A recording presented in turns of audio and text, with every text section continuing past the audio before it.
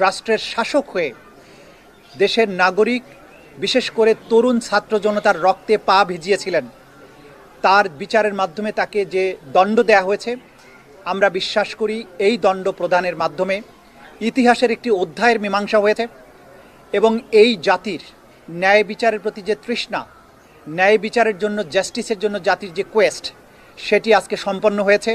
অপরাধীকে তার প্রাপ্য শাস্তি প্রদান করা হয়েছে। আমরা আশা করব সরকার এবং রাষ্ট্র আদালতের এই রায়কে যথাযথ আইনি প্রক্রিয়া এবং অন্যান্য যত প্রক্রিয়া আছে কূটনৈতিকভাবে, সেই প্রক্রিয়া অবলম্বন করে যারা আসামি পলাতক আছেন, দেশের বাইরে আছেন, তাদেরকে বাংলাদেশের মাটিতে নিয়ে এসে আইনের মাধ্যমে তাদের এই শাস্তি কার্যকর করবেন।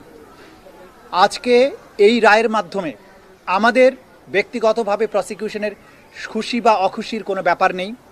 আমরা শুধু এটা বলবো যে শহীদ আসহাবুল ইয়ামিন, শহীদ আবু সাইদ, মুগ্ধ, শহীদ আনাস, শহীদ সজল, শহীদ তানজিল ইসলাম সুজয়, যাদেরকে পুড়িয়ে দেওয়া ছিল, এখন পর্যন্ত তার পারিবারিক কবরস্থানে তার ফেরার সুযোগ হয়নি, আদালত থেকে আদেশ হয়েছে।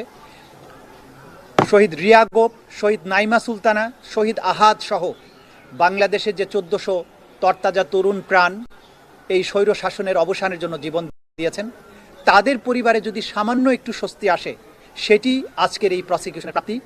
জাতির পক্ষে আমরা একটা বিচারিক প্রক্রিয়াকে সম্পন্ন করার মাধ্যমে এই জাতিকে বিচারহীনতার কলঙ্ক থেকে মুক্ত করার যে ক্ষুদ্র আমাদের প্রয়াস, সেইটা যদি সফল হয়, সেখানেই আমাদের সাফল্য।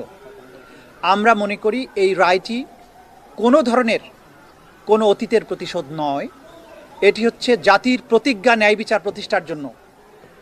এটা হচ্ছে জাতির কোয়েস্ট ফর জাস্টিস। এই রায় প্রমাণ করেছে অপরাধী যত বড় হোক, যত ক্ষমতাশালী হোক, সে আইনের ঊর্ধ্বে নয়। এবং বাংলাদেশ এমন একটি রাষ্ট্র যেখানে যত বড় অপরাধী হোক, তার অপরাধের জন্য তাকে জবাবদিহিতার মুখোমুখি হতে হবে এবং তার প্রাপ্য শাস্তি পেতে হবে। এবং এটাও প্রমাণিত হয়েছে বাংলাদেশ সকল আন্তর্জাতিক নর্মস, আন্তর্জাতিক স্ট্যান্ডার্ড মেনটেন করে ক্রাইমস অ্যাগেনস্ট হিউম্যানিটির মতো কমপ্লেক্স অপরাধের বিচার করতে সক্ষম, এবং বাংলাদেশ সাফল্যের সাথে সেটা করেছে। আমরা এটাও একই সাথে বলতে চাই যে কোয়ালিটি অফ এভিডেন্স এখানে দেখানো হয়েছে, যে ধরনের সাক্ষ্য প্রমাণ এই আদালতে উপস্থাপিত হয়েছে, বিশ্বের যে কোনো আদালতের স্ট্যান্ডার্ডে এই সাক্ষ্য প্রমাণগুলো উতরে যাবে এবং পৃথিবীর যে কোনো আদালতে এই সাক্ষ্য প্রমাণ উপস্থাপন করা হলে আজকে যেসব আসামিকে শাস্তি প্রদান করা হয়েছে, তারা প্রত্যেকেই একই শাস্তি প্রাপ্ত হবেন।